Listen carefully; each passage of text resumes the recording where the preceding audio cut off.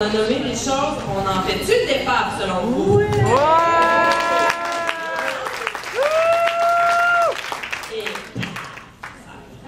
Alors, pour nous le refléter, on va maintenant passer la parole à nos animatrices pour le reflet miroir. Mais avant... Moment, je veux dire, là, c'est des animatrices. Hein. Vous avez remarqué, on n'a pas dit des experts. Parce que dans les centres de femmes, là, les experts, chacune est l'experte de son propre vécu. Alors, c'est des animatrices qui viennent partager avec nous leur connaissance, leur expérience, mais on veut partager celle de toutes aussi. Ouais.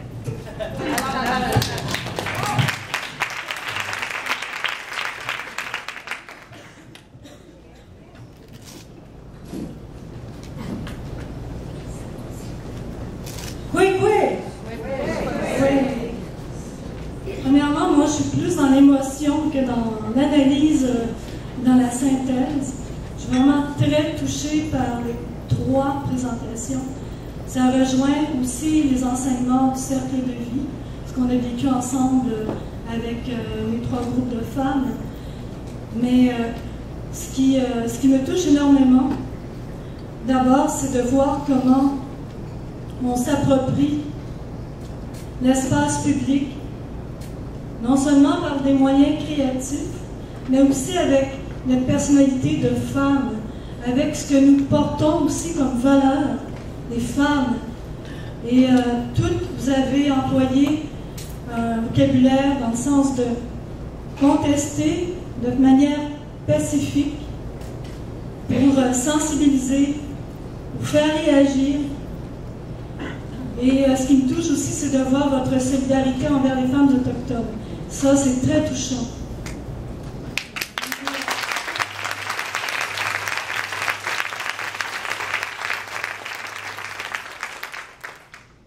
Cette façon de faire avec le tricot, le graffiti.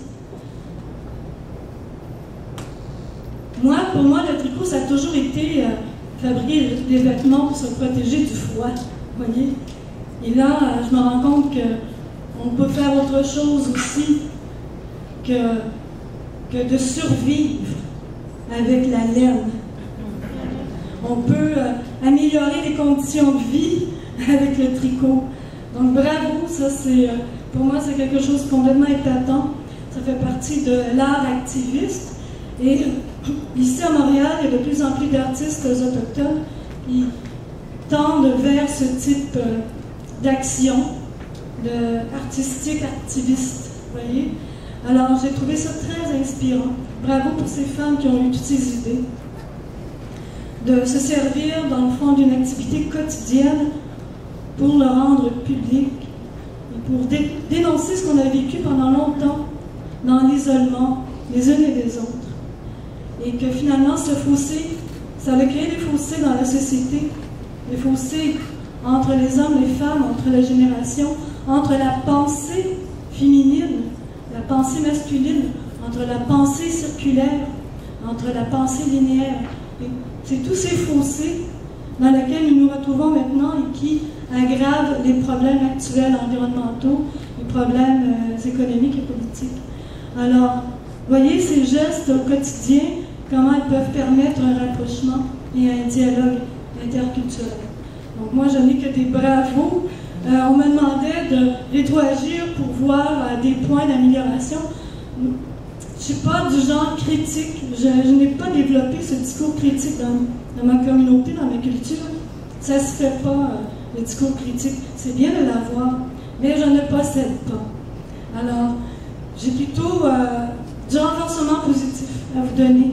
De continuer, mais de faire en sorte que plus vous allez occuper ces espaces publics, plus qu'il y en a d'autres qui vont pouvoir s'inspirer de votre démarche.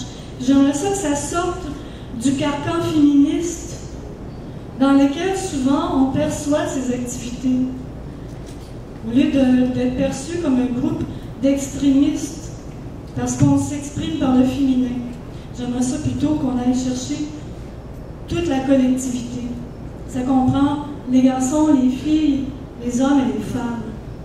Et c'est ça notre travail actuel de femmes, c'est de ramener cette forme de sensibilisation et d'éducation à toute l'humanité. on a un rôle majeur par rapport à ça, et c'est notre Mère, la Terre, qui nous a appelés à assumer ce rôle. C'est pour ça que nous portons vie. Donc, voilà mon souhait quand je vois de très belles manifestations de cet ordre.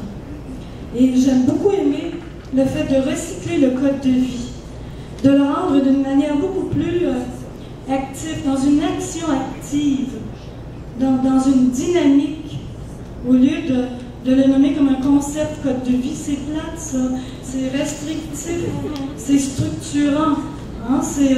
C'est encadrant. Là, vous venez de dire l'art de bien vivre ensemble dans un climat harmonieux. Et ça nous engage dans une dynamique, tout le monde ensemble, où on se sent responsabilisé aussi, les unes par rapport aux autres. Ça devient quelque chose d'interactif.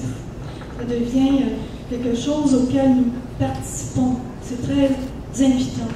Alors, miigwech, pour avoir eu cette inspiration, je vais l'utiliser si vous permettez bien. Miigwech.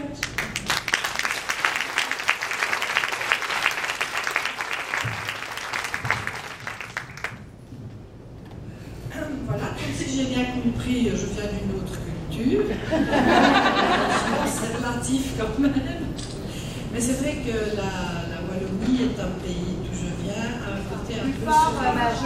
La Wallonie d'où je viens, un côté un peu surréaliste. Est-ce que c'est assez fort? Oui.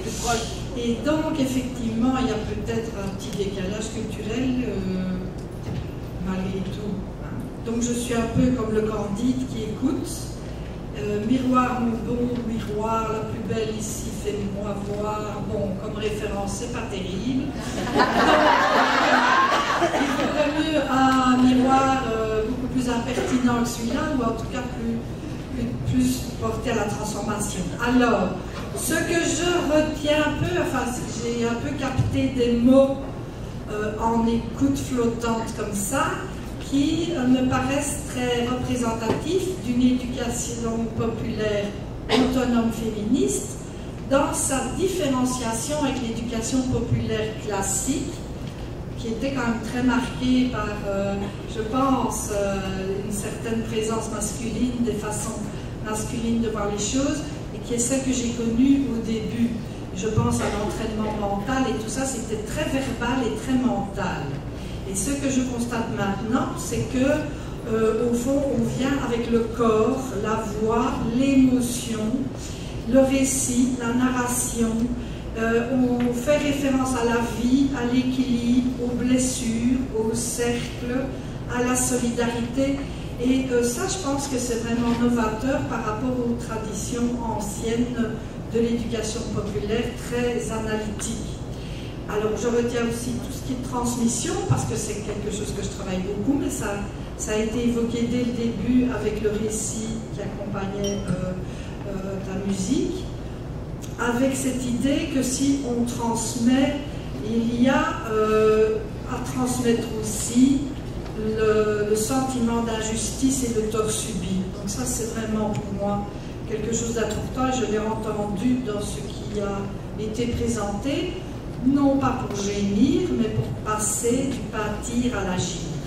Et tout ça dans la joie, le plaisir et le détournement. Donc on transmet, mais pas de façon chiante, dramatique.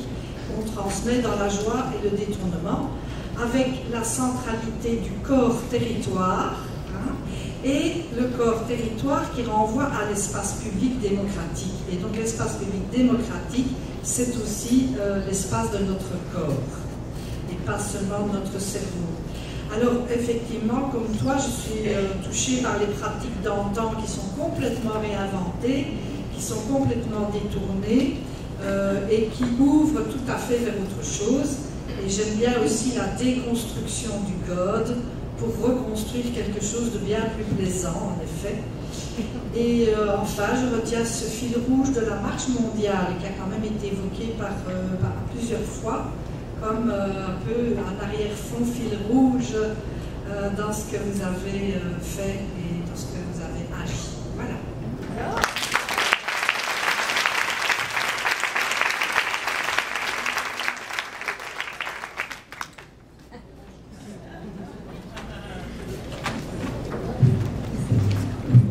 tu te demandes pourquoi j'ai apporté une bouée, hein? Je sais pas pourquoi. Oh, j'ai apporté une bouée parce qu'on est tous dans le même bateau. Donc au moins, on a une bouée à la gang, ça ne sera pas trop, tu sais. Puis l'atelier qu'elles ont fait, elles ont parlé de ça, comment on est tous dans le même bateau, parce qu'en amour, on compte pas. Les femmes, elles comptent pas en amour. Mais il fallait compter, tu sais. Fait que les filles qui ont fait l'atelier, en amour, on compte pas. Venez nous en parler, là.